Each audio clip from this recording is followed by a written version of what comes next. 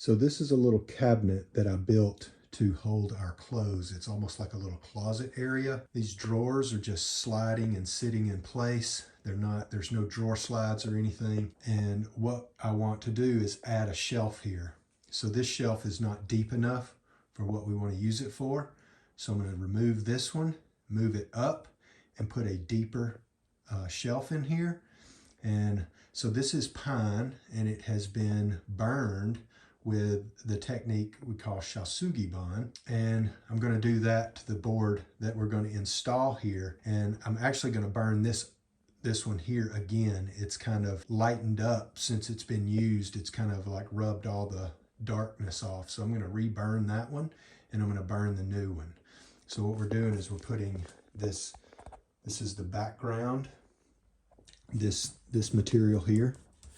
These are stored in this black bag here, and that black bag is going to sit on that shelf where it can be accessed easily, but not make it'll keep these backgrounds nice and flat and smooth, because sometimes they're hung from this thing here, like this pivots down and the backgrounds hang.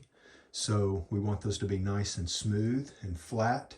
So we're going to lay them in there and make this work out a little bit better. Okay, so this is our new piece of wood, and I'm going to bring it outside and set it on a table, and then we're going to burn it with the propane torch. All right, so this is our new piece of wood. We purchased it for this size. It's actually a standard size of wood. Now I'm going to cut it down just a little bit, and then we're going to burn it with the propane torch here. This is a grass burning torch. That's what they're called in the hardware store. And we'll light that up and then lightly burn both sides, and then we're going to install it upstairs. So the first thing you want to do is get the torch set to the proper setting. You don't want it to be on full blast, but it needs to be strong enough to actually do the burning. So you're going to want to go kind of slow. You'll start here like you see. You just go at a speed where it actually starts burning, and you will need to do specific angles. Sometimes the angle will change the way it burns. If you go directly onto a surface, it can be a little too strong, so sometimes you need to angle it just a little bit. So going at the proper speed will save you time and fuel as well. So you can see here how fast I'm moving.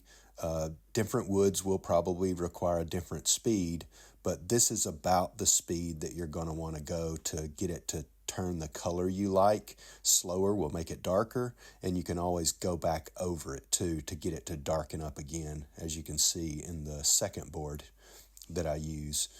It's already been burned once, and so when I go back over it, as you can see here, it just darkens it up a little bit. So you can see a difference in the color. This is wood that has been in the sunlight for probably over a year, so wood just naturally yellows. I don't have any finish on any of this wood. This is just wood that's been burned. As you could see, I just kind of lightly burned it again just to darken it up a little bit. Now this one will probably turn yellow, but it will be mostly covered and you will never see it. But we just wanted to have it look the same on the face, and if we decide to do something different with the shelf, then we don't have to worry about it looking odd or very different. So now it's just time to install it. So you can see here where I removed the other board and where it has not been in the sunlight. It is way darker than what has been in the sunlight. So the sunlight will lighten it. Even if you get it pretty dark, it's going to lighten it up a little bit. So I'm going to install the bigger shelf right exactly where this one was, using the same screw holes, and then we'll determine how far up we want to do this next shelf. All right, we have those new shelves now installed. So now here it is with the bag installed, and now we have these are protected. They're laying flat and shouldn't have any issues with them being dirty when we need to use them, or bent or creased or damaged at all. So there's also a little bit of room here for other things like plexiglass, styrofoam, and some of the other things that she uses in her photography. So those can all slide up in here. And that also frees up this little area here where she did have this kind of just pushed in there.